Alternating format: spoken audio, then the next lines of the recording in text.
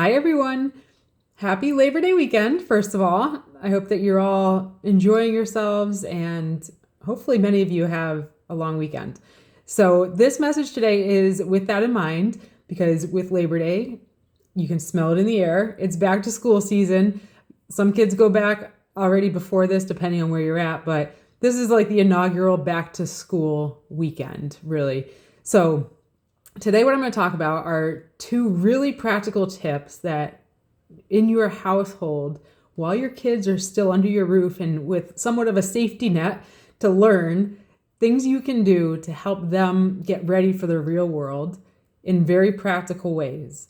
So I'm going to talk about how you can do that with clothing and with food. Because what happens is, as you're taking control of your finances, which I hope you're on that journey right now, working through that, and if you're starting to get a little foundation under you, you've started to plan ahead for things like groceries. You've started to make a food and household budget. You've maybe started a sinking fund, so a savings fund towards seasonal expenses, aka back to school expenses. And sometimes you just have a plan for clothing expense in general throughout the year, or monthly expenditure that you plan on allocating just for clothes, because it's never perfect. So when I say these things, it's a learning process. So you never come right out of the gate getting it perfect, but you're setting your first soft riverbanks, I like to say, and then you're going to find out if those riverbanks need to be moved a little bit, if they're realistic, and if they can be moved a little bit to help you hit your goals, or if you need to just be a little more realistic and make those numbers more likely what they really need to be. Maybe you had a stretch goal and it just is really hard to hit that realistically, especially if kids are in sports and stuff like that. It adds up so quickly. So this is my philosophy. When my son was home, I wanted to teach him in ways that he could have a little bit of grace to learn these things under the roof, where they weren't as serious as when you're out on your own and when the kids are out on their own and having to figure it all out. And it's overwhelming to all of a sudden have to drink from a fire hose. I know I felt that way, and I saw even my son go through that as he was starting to learn. He had a job, making income, and then all of a sudden it was all these decisions he had to make at once. And that is extremely overwhelming for young people as they're also just trying to figure out how to adult. So two areas, like I said, is food and clothing. One of the things, I'm going to start with clothing actually, because I've mentioned this before, but I started to realize that I was generally spending a certain amount of money on back to school and then a little bit throughout the year. Just say once a quarter per season, there was maybe a need for refreshing the clothes. The growth spurts happened, had to go out and get some more. So I decided to experiment, and I did it in a way that I felt like I was prepared if it didn't go as well as expected, but it went great. I gave my son a budget for the year. And it might work out for you if you have that saved up, or if it's easier for you to save that up ahead of time. You can give them access to that budget early on, or you might just need to spread it out too throughout the year, every month, every quarter, whatever that looks like. But I decided to give him some rope and let him do the shopping for himself.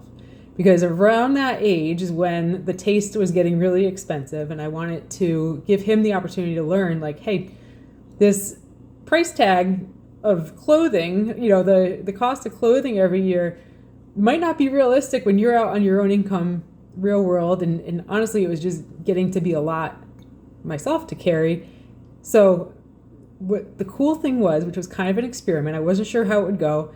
I let him know ahead of time that budget included the seasonal things, like back to school clothes, back to school sneakers. That's the big thing. Kids like to get the shoes, winter clothes, or a jacket, whatever that was.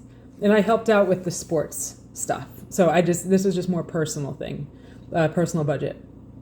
And he found out real quickly how very little he could buy with his current clothing taste.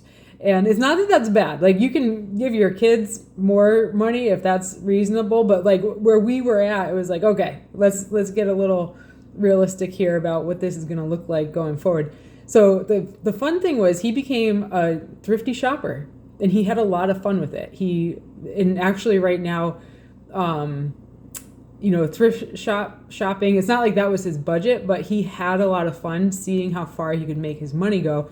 And he found some really, really cool finds. And even he and his girlfriend got into thrift shopping, and they have a really nice wardrobe from the thrift store, and they paid pennies on the dollar compared to what they originally were. That's a little sidebar, but it just goes to show, like, you never know what it could turn into. And obviously you have to gauge this with your children's responsibility and maturity level.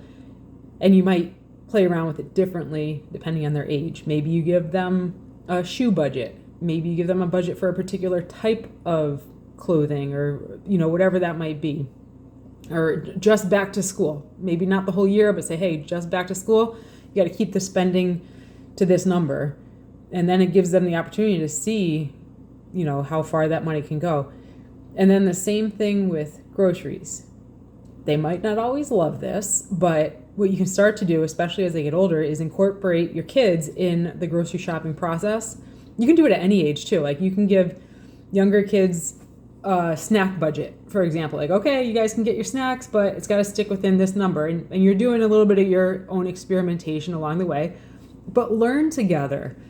That's the fun part of this, is your kids are seeing you put things into practice, and then you're not just giving them rules for the sake of rules and boundaries just for the sake of boundaries. What your goal is to talk to them about why. Hey, I want you to be able to be on your own, and when you are on your own, you're going to have to be able to do your grocery shopping. And that's one of the big overwhelming things kids first realize when they're out on their own, is like, wow, getting food isn't cheap. And my son as well. The convenience food, like when he and his friends started driving, they loved to drive around, go through, get some food when they were out, and his paycheck went away real quick with those things, or like sharing food, lending food. Like, he had to experiment, or lending money for food. He had to experiment too through all that. So these are really practical ways where your kids can start to get a feel of, what does it feel like when you're out at the grocery store? So the whole experience isn't brand new to them, because it's just the newness of it all that can be a lot.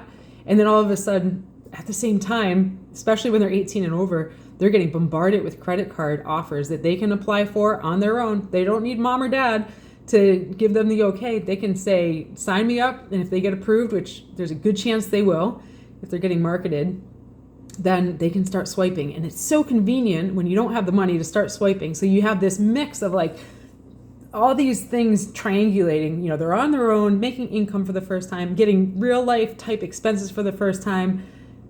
And you don't want it to be the first time that they're feeling that.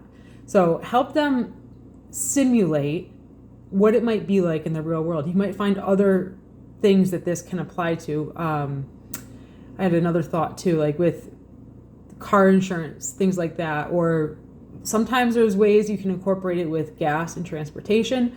Help them to get a feel for what it's costing to fill up a tank. Just conversation.